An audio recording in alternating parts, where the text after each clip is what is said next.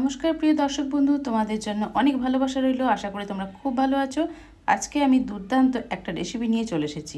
আজকের রেসিপি হলো মাটন কবিরাজি কাটলেট। একদম দোকানের মতন স্টাইলের এবং দোকানের মতন স্বাদের এই কবিরাজি কাটলেটটা তোমাদের সামনে শেয়ার করতে চলেছি ভীষণ সহজভাবে। সত্যি বন্ধুরা, কবিরাজি কাটলেটটা বানানো কিন্তু খুবই সহজ আর খেতে দারুণ মজার, এতটাই টেস্টি যে মুখে দিলেই মিলিয়ে যায়। আর ছোট থেকে বড় সকলের কিন্তু এই কবিরাজি কাটলেটটা ভীষণ পছন্দের। তো চলো আর দেরি না করে চটপট দেখে নাও আমি কিভাবে কবিরাজি কাটলেটটা সহজ পদ্ধতিতে তোমাদের সামনে শেয়ার করতে চলেছি। তার জন্য আমি দোকান থেকে মাটন কিমা নিয়ে এসেছি। তো দোকান থেকে মাটন কিমা নিয়ে আসার পর এটাকে খুব ভালো করে ক্লিন করে নিলাম। ক্লিন করে জলটাকে ঝরিয়ে নেব। এখানে আমি 300 গ্রাম মাটন কিমা নিয়েছি। তোমরা চাইলে বাড়িতেও কিমাটা তৈরি করে নিতে পারো। কিমাটা থেকে জলটা ঝরে যাওয়ার পর আমি এটাকে পাতিলেবুর রস দিয়ে মাখিয়ে রেখেছি। এরকমভাবে আমি আধ ঘন্টা মতন মাখিয়ে এটাকে রেখে দেবো। তোমাদের হাতে সময় থাকলে তোমরা সারা রাত্রি এটাকে লেবুর রসে মাখিয়ে ফ্রিজের মধ্যে নর্মাল ফ্রিজে রেখে দিতে পারো। এবার আমি পরবর্তী স্টেপে চলে এসেছি। গ্যাস অন করে কড়াই বসিয়ে দিয়েছি, তাতে দিয়ে দিয়েছি 2 চামচ পরিমাণে সর্ষের তেল। তেলটা গরম হতেই ছোট এলাচ, দারচিনি, লবঙ্গ দিয়ে দিলাম। এগুলো একটু ভাজা হতেই দিয়ে দিচ্ছি পেঁয়াজ। এখানে আমি বড় সাইজের একটা পেঁয়াজকে খুব মিহি মিহি করে লম্বা লম্বা করে কেটে রেখেছি। এই পেঁয়াজটাকে দিয়ে এবার আমি এটাকে খুব ভালো করে কষে নেব। হালকা ব্রাউন কালার হওয়া পর্যন্ত কষে নিতে হবে। তার জন্য আমি গ্যাসের ফ্লেমকে মাঝারি রেখে এই পেঁয়াজগুলোকে কষে নিচ্ছি। বন্ধুরা, আমি এখানে 2 চামচ পরিমাণে সর্ষের তেল ব্যবহার করেছি। তোমরা চাইলে সাদা তেলেও এটা বানাতে পারো। তো এখন দেখতেই পাচ্ছ বন্ধুরা, পেঁয়াজটা কিন্তু অনেকটাই ব্রাউন কালার চলে এসেছে। তো এইভাবে আস্তে আস্তে নেড়ে ছেড়ে দিলাম। তারপর একটা ছোট সাইজের টমেটো কুচিয়ে রেখেছি, সেই টমেটোটাকে দিয়ে দিলাম। টমেটোটাকে দেওয়ার পর ভালো করে নেড়ে ছেড়ে দেবো। তারপর আস্তে আস্তে যখন টমেটোটা একটু গলা গলা হবে ততক্ষণ পর্যন্ত এটা কিন্তু কষে নিতে হবে। সিমে আছে আমি টমেটোটাকে খুব ভালো করে নেড়ে চেড়ে কষে নিচ্ছি। এবারে কষে নেওয়া কমপ্লিট হয়ে যাওয়ার পর এর ভেতরে কিছু মশলা দিয়ে দিচ্ছি। তার মধ্যে দিলাম 1 চামচ জিরে গুঁড়ো, 1 চামচ ধনে গুঁড়ো, আর দিয়ে দিচ্ছি 1 চামচ কাশ্মীরি লাল লঙ্কার গুঁড়ো, এটা কালারটা আনার জন্য। আর 4-5টা কাঁচা লঙ্কাকে কুচিয়ে আমি ভেতরে দিয়ে দিলাম। আর এখানে আমি দিলাম আদা আর রসুনের পেস্ট বড় চামচের 1 চামচ, আর অল্প একটু জল দিয়ে এবারে খুব ভালো করে কষে নেব। জলটা না দিলে কিন্তু এই মশলাটা কষা কিন্তু ভালো হবে না। মশলাটা কষার সময়তেও কিন্তু গ্যাসের ফ্লেমকে কমিয়ে দিয়েই কষতে হবে। এখন এই সময় তোমরা যদি চাও খুব ঝাল খেতে, তাহলে তোমরা শুকনো লাল লঙ্কার গুঁড়োও কিন্তু ব্যবহার করতে পারো। তো এইভাবে আস্তে আস্তে নাড়তে চাড়তে মিনিট খানেকের মধ্যে আমার মশলাটা কিন্তু কষে নেওয়া কমপ্লিট হয়ে গেছে। এ দেখতে পাচ্ছ তেল তেল হয়ে এসেছে। অল্প যদিও তেল দিয়েছিলাম তবুও কিন্তু মশলাটা কষা খুব সুন্দর হয়েছে, খুব সুন্দর গন্ধ বেরিয়ে গেছে। এবারে আমি মাটন কিমাটা দিয়ে দিলাম এর ভেতরে। মাটন কিমাটা দিয়ে এবার খুব ভালো করে নেড়ে চেড়ে এটাকে কষতে হবে। কষিয়ে কষিয়ে কিন্তু রান্নাটা করতে হবে, তবেই কিন্তু খেতে দারুণ মজা হবে। তো আস্তে আস্তে এইভাবে আমি কষে নিচ্ছি, নেড়ে দিচ্ছি যাতে মশলাটা কিমার সাথে খুব ভালো মতন মিশে যায়। তো 2-4 বার নেড়ে দেওয়ার পর এখন আমি ঢাকা দিয়ে দেবো। ঢাকা দিয়ে রেখে দেবো মিনিট খানেক পর্যন্ত। তবে বেশিক্ষণ রাখা যাবে না, তলায় লেগে যেতে পারে, ওই জন্য গ্যাসের ফ্লেমকে দিলাম কমিয়ে। এবার মিনিট খানেক পর ফিরে এসেছি। দেখতে পাচ্ছ বন্ধুরা, তো বেশ সুন্দরভাবে মিশেও গেছে, ভালো লাগছে, দেখতেও বেশ সুন্দর হয়েছে, গন্ধটা বেশ সুন্দর বেরিয়েছে। তো এইভাবে ঢাকা দিয়ে দিয়ে আরও কিছুক্ষণ কিন্তু কুক করতে হবে। তা নাহলে যেহেতু মাটন ভালো মতন সেদ্ধ হবে না, খেতে কিন্তু মোটেও ভালো লাগবে না। তাই আমি এইভাবে ঢাকা দিয়ে 3-4 বার এরকম ঢাকা খুলে খুলে উল্টে পাল্টে দিচ্ছি। এদিকে আমি বড় সাইজের 2টো ব্রেড নিয়ে নিয়েছি। ব্রেডের চারিদিকের যে অংশগুলো এগুলোকে এইভাবে কেটে বাদ দিয়ে দিচ্ছি, আর মাঝখানের যে নরম সাদা অংশটা সেটা নিয়ে নেব। তো এইভাবে এগুলো বাদ দিয়ে দেওয়ার পর এই যে নরম সাদা অংশটা দেখছো, খুব নরম এই ব্রেডটা রয়েছে। তো বড় সাইজের ব্রেড বলে আমি 2 পিস নিয়েছি, তোমরা চাইলে আরও 2-1টা এক্সট্রা নিয়ে নিতে পারো। তো এইভাবে হাত দিয়েই আমি এগুলোকে টুকরো টুকরো করে নিচ্ছি। ভালো করে টুকরো টুকরো করে নিতে হবে। তারপরে এটাকে আরও ভালো করে যাতে মিক্সড করা যায় খুব তাড়াতাড়ি, সেই জন্য ছোটো ছোটো টুকরো করে নিতে হবে। তো আমি এইভাবে টুকরো করে নিলাম। তারপর আবারও কিন্তু হাত দিয়ে এইভাবে আস্তে আস্তে একটু ম্যাশ করে নেবে, তাহলে বেশ ভালো লাগবে, ছোটো ছোটো টুকরোতে পরিণত হয়ে যাবে। চাইলে তোমরা মিক্সার গ্রাইন্ডারেও করে নিতে পারো। তো আমি হাত দিয়ে কাজটা করে নিলাম। এদিকে উনানে যে মাটন কিমাটা কষা হচ্ছে সেটাও কিন্তু প্রায় কমপ্লিট। অনেকক্ষণ ধরে কষা হলো, মোটামুটি আধ ঘন্টা সময় লাগবে মাটন কিমাটা কষে নিতে।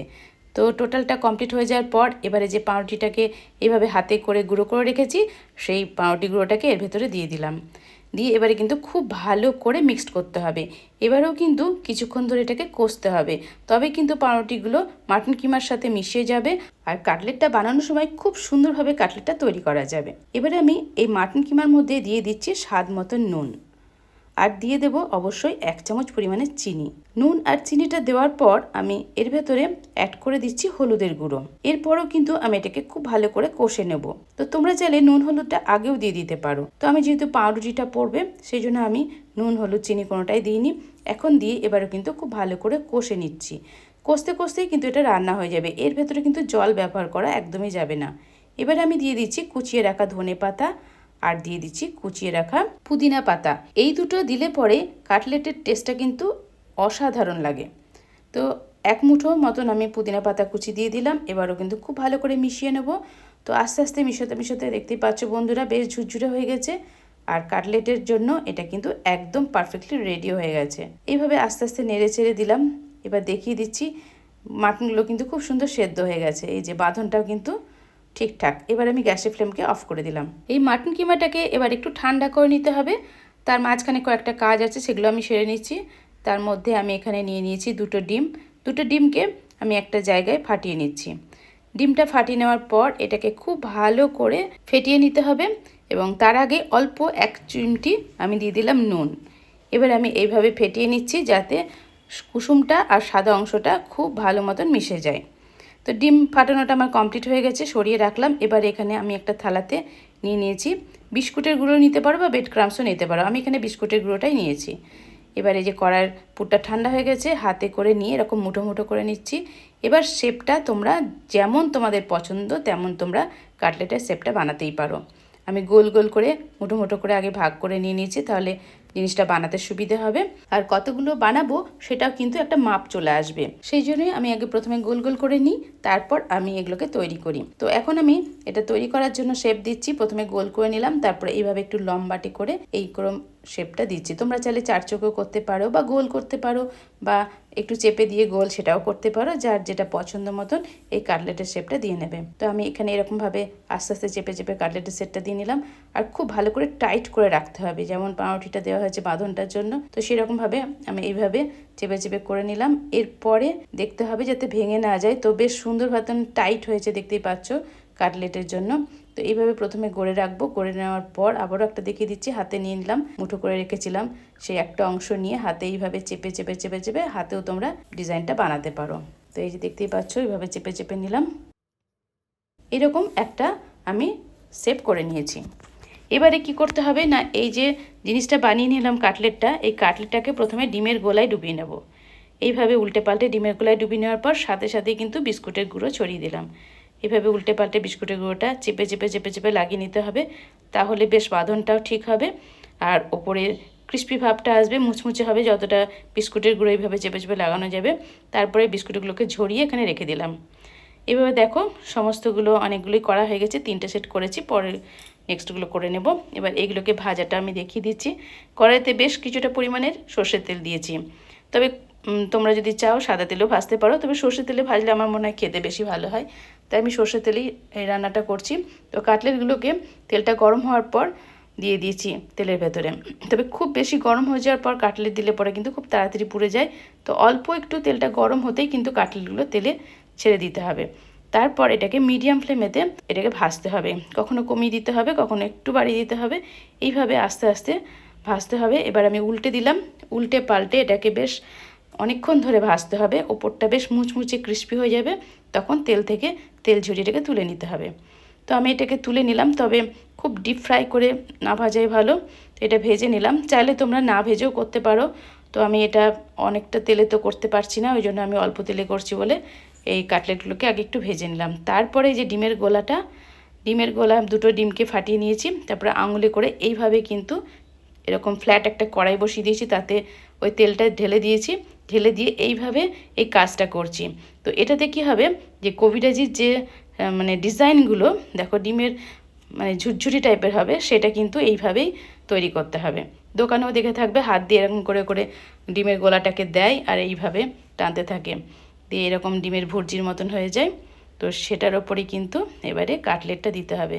তো অনেকক্ষণ ধরে এটা করতে হবে। তো এইভাবে আমিও করছি। এটা খুবই সহজ কাজ, এমন কিছু কঠিন নয়, তোমরা পারবে।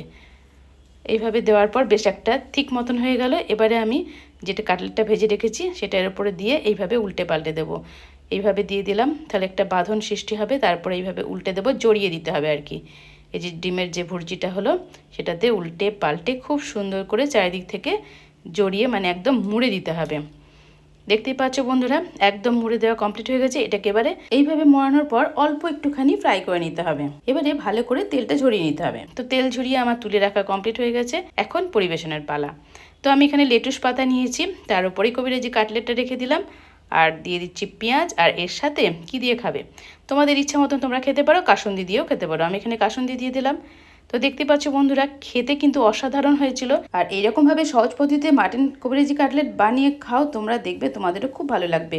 আর আমার ভিডিওটা যদি ভালো লেগে থাকে অবশ্যই একটা লাইক করে দিও, কমেন্ট করে লিখে জানিও তোমাদের কেমন লেগেছে। ভিডিওটা ভালো লাগলে অনেক অনেক শেয়ার করার অনুরোধ রইল। যদি নতুন বন্ধু হয়ে থাকো তাহলে অবশ্যই চ্যানেলটিকে সাবস্ক্রাইব করে নোটিফিকেশন ডান করে আমার পাশে থেকে নেক্সট টাইম চলে আসবো নিত্য নতুন ভিডিওর সাথে।